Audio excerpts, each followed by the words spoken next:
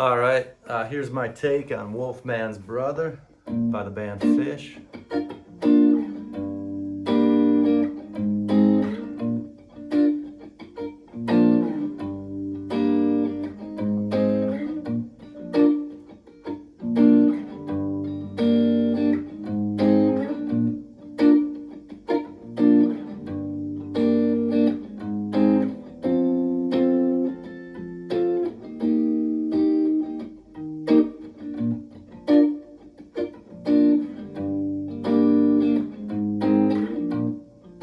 Alright, yeah, so that's most of it right there. I did another video, I think this was one of my first videos I ever did, but it was just me running through the song. I didn't talk about it or anything and kind of give my nuances and insight into it, so I wanted to do that here.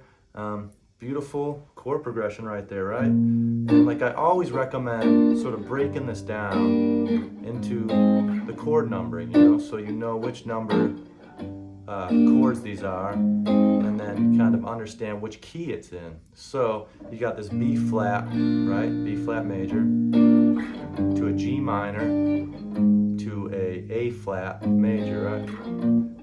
So where does that happen in the numbering of chords, I know this already, but very rarely is there a minor to the major, right? Does it happen? I think just once, really. And it's at the 3, it's the 3 chord, to the 4 chord, to the 5. The big giveaway for me is always looking for 2 major chords a whole step apart, right? So you got this A flat, this B flat, and that will often tell me that that's the 4 and the 5. So what we have here is we got a 3 chord, 4 chord, 5.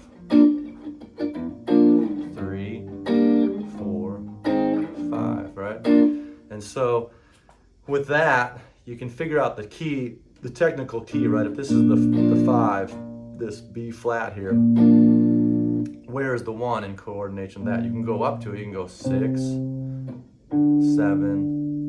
1, right? We go 5, 6, 7, 1, like that. I always like to see it as like when I'm in that 5 here, I know the 1 is right underneath it, kind of quicker jumps than having to sort of walk up to it. So you got 5 and 1. So the key of this song, Wolfman's Brother, right? Strangely enough, the key of it is this D or E flat here. Okay? So when you're soloing on top of that chord progression, you can use that E flat. But to me, it doesn't sound as great. It doesn't sound, fitting, because it wants to resolve on that B flat, right? So this is where I always talk about which chord feels like home, not necessarily what is the key of the song. And to me, home is that B flat, right? So if I know that B flat is the 5 chord, I'm going to use that Mixolydian scale.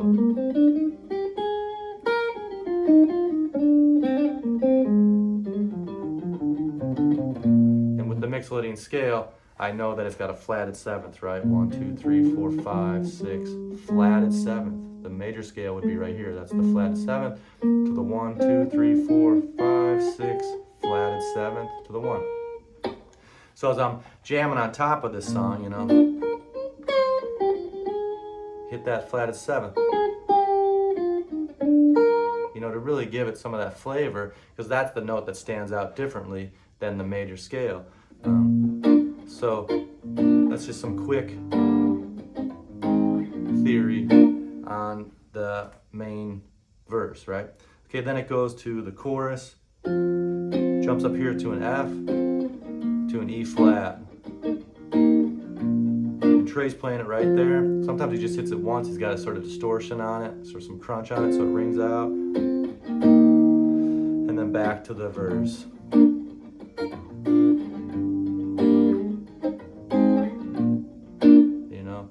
You could play it down here to an E flat here. Okay, and then there's a bridge where it goes with meaningless excitement, and it's just the 3 and the 4 chord, and smooth atonal sound, right? This G minor to this A flat major. And then it does this walk up, which Trey does, which is kind of cool, you know, so he's just kind of following. And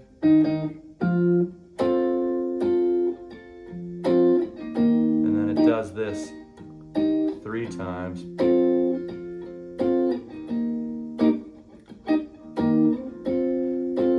Wolfman's brother coming down, it's the Wolfman's, and then bust back into the main verse, but Trey's doing this.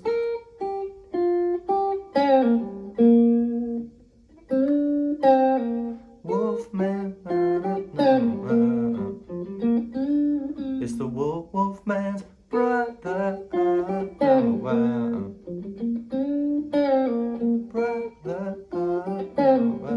something like that, but those are the notes. Brother, and he's singing falsetto.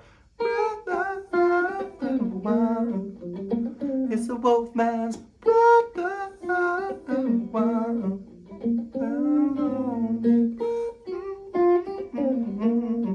Something like that. But that's sort of the outro there, and then they jam over that main chord progression, right?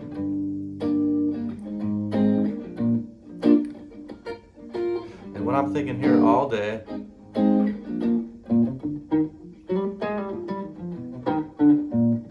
is that B flat Mixolydian. Let's see if I can loop something here and kind of go over it. 1, 2, 3, 4.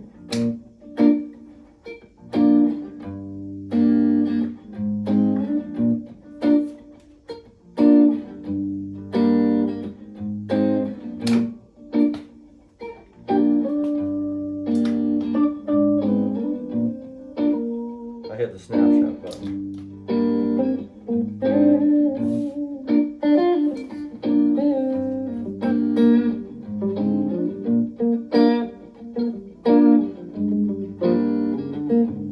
So if you see there, which, let me pause that here. I was really hanging out in this G minor sort of pentatonic, but also you could use the G Phrygian, right? Because that's it goes with the 3 chord.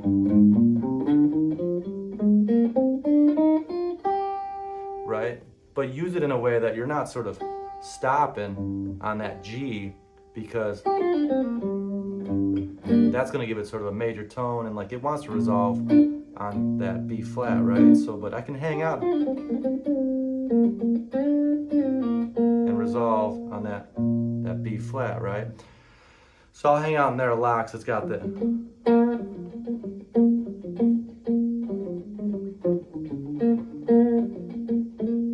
it's nice. So like, I've noticed in my playing lately that sometimes I will hang out in that Phrygian positioning, but not thinking of it as Phrygian at all. I'm thinking of it as an extension of the Mixolydian that I'm usually in this case, B flat Mixolydian. And it coordinates with what I like to do here is slide down to the 1 here, so like this, you know, and instead of sort of, not the 1, I'm sorry, that B flat there, the 5, instead of playing Mixolydian there, I'll kind of slide up and stay within that Phrygian, knowing that I can sort of resolve on the 5 here.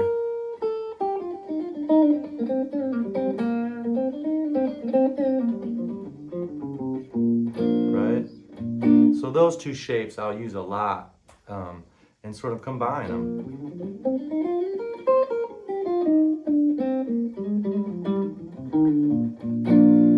So let's just kind of play around with it some more.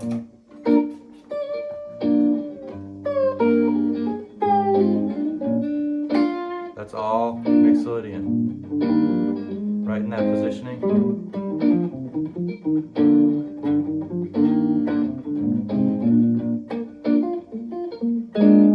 There's that flat at 7.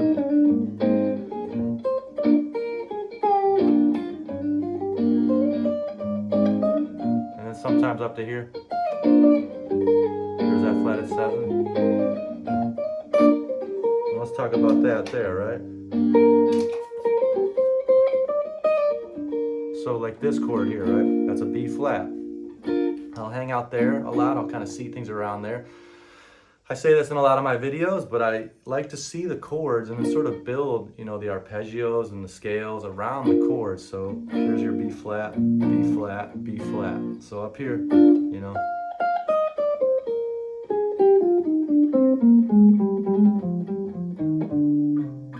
And I'm just always hearing it as an extension of that B Mixolydian.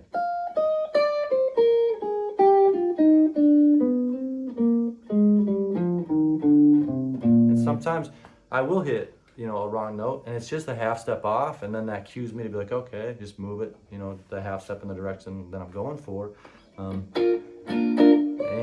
it works.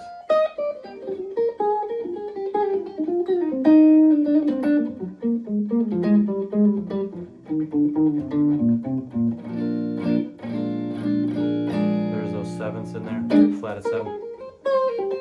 So back up to here. You know, I'll see it. You really always want to know sort of where your roots are, right? So you want to know where those B flats are. And they're right there.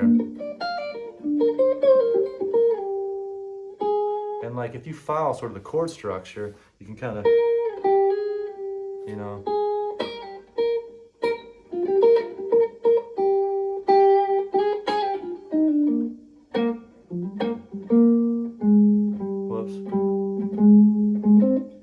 So I'll usually let the chord structure kind of guide me melodically, musically, to think, you know,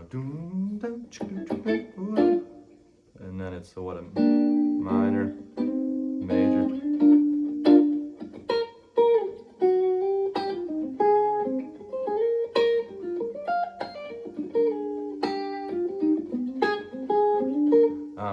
Sometimes that, you know, when it lends itself to sort of moving arpeggiately, like arpeggioli, I don't know if that's a word. I don't think it is. Anyways, I'll do it, but in this case, this one just wants to lock into that B flat Mixolydian, you know? So I'm kind of just thinking that all the time. I'm not really thinking G minor to this A flat major, though you can, you know, you can think of it that G. And if you were technically going to say the modes, it would be this A flat, B flat Mixolydian to the G Phrygian to the A flat Lydian, which is a really good exercise to do because you're really breaking this chord progression down and understanding all the modes that go with every chord that's being played. And so if you can jump around between those chords and those modes while it's over that chord, that's really impressive. That's like a strong jazz sort of stylistic way of playing when the keys are changing and like you have to move to that next chord. You can't just hang out in one mode. But you know, in this case, you can really hang out in that B flat Mixolydian. So let's just keep playing and see if there's some stuff.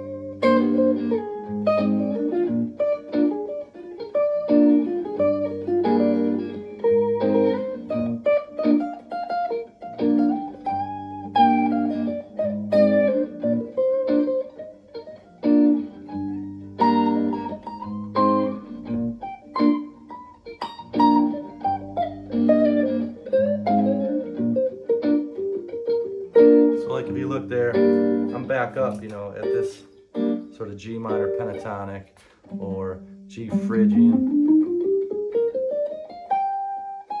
But I'm really seeing it as just an extension of that Mixolydian, right?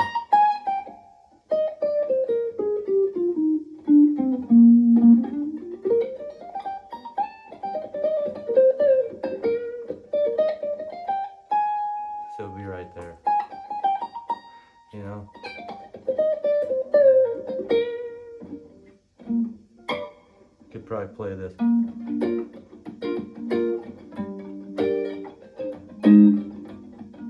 That's a really good exercise too, is to play any chord progression you've learned and play it where you don't really have to move your positioning, right?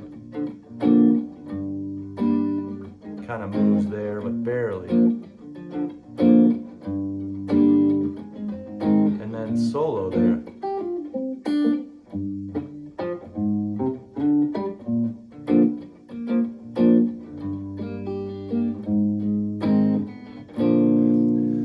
So yeah, that's my take on the Wolfman's Brother. Super cool song, great, you know, pretty simple song to learn, great song to jam on top of, work through some of those things, you know, practice that A flat Mixolydian, sorry, B flat Mixolydian. Oops. And practice it where you're just going from the root to the root, right? So your B flat, if I put the major 7, there's your flat of 7th, your B flat, and then stop and go backwards, you know, and then maybe do it.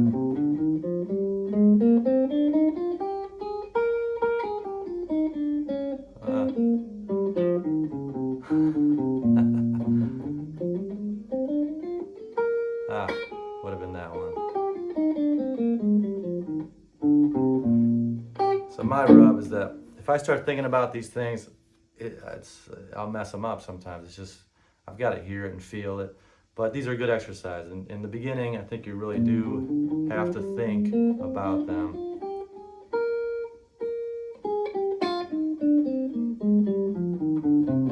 You know, in hopes that you can get to a place where you don't have to think about it as much. You're just sort of hearing, you hear that flat at 7.